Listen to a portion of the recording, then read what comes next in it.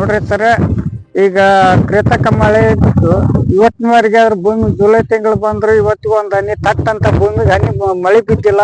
ಹೆಸರು ಬಿತ್ತಿದ್ವಿ, ಉಳ್ಳಾಗಡ್ಡಿ ಬಿತ್ತಿದ್ವಿ, ಮೆಕ್ಕೆಜೋಳ ಹಾಕಿದ್ವಿ, ಎಲ್ಲಾ ಬೆಳೆಗಳು ಹಾಕಿದ್ರು ಎಲ್ಲಾ ಬೆಳೆಗಳು ಸಂಪೂರ್ಣ ಒಂದು ಸಸಿ, ಕೆಲವೊಂದು ಸಸಿ ಮ್ಯಾಕ ಬಂದಿಲ್ಲ, ಕೆಲವೊಂದು ಸಸಿ ಮ್ಯಾಕ್ ಬಂದು ಹುಟ್ಟಿದ್ರ ಸತ್ವಾಗಿ ಬೆಳೆ ಎಲ್ಲ ಸಂಪೂರ್ಣ ಒಣಗಿ ಹಾಳಾಗಕತ್ತವು. ಈಗ ಬೆಳೆ ಏನೋ ಹೆಸರು ಉಳಿಸ್ಕೋಬೇಕಂತ ಕೆಲವೊಬ್ರು ಸ್ಪ್ರಿಂಕ್ಲರ್ ಹಾಕಿ ರೊಕ್ಕ ಖರ್ಚು ಮಾಡಿ ಮಾಡಾಕತ್ತಾರ. ಬೆಳೆ ಉಳಿಸ್ಕೊಳ್ಳೋ ಸಲುವಾಗಿ ಸ್ಪ್ರಿಂಕ್ಲರ್ ಹಚ್ಚಿ ಹೊಡ್ಯಾಕತ್ತಾರ.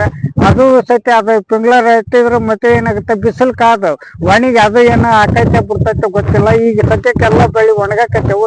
ಸರ್ಕಾರ ಶೀಘ್ರದಲ್ಲಿ ಒಂದು ಬರ ಘೋಷಣೆ ಮಾಡಿ ಬರ ಪರಿಹಾರ ಕೊಡೋಂತ ವ್ಯವಸ್ಥೆ ಆಗ್ಬೇಕು.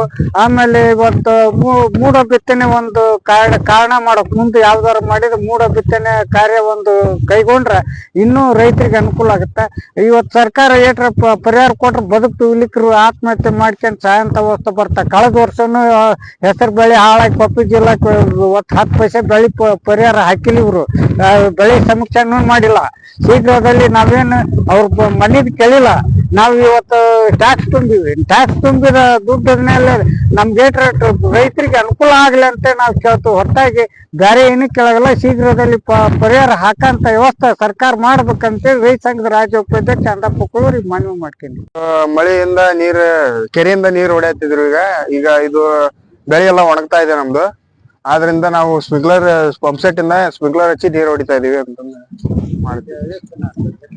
ಇದು 3 ರಿಂದ 4 ದಿವಸ ಆಯ್ತು ಸರ್.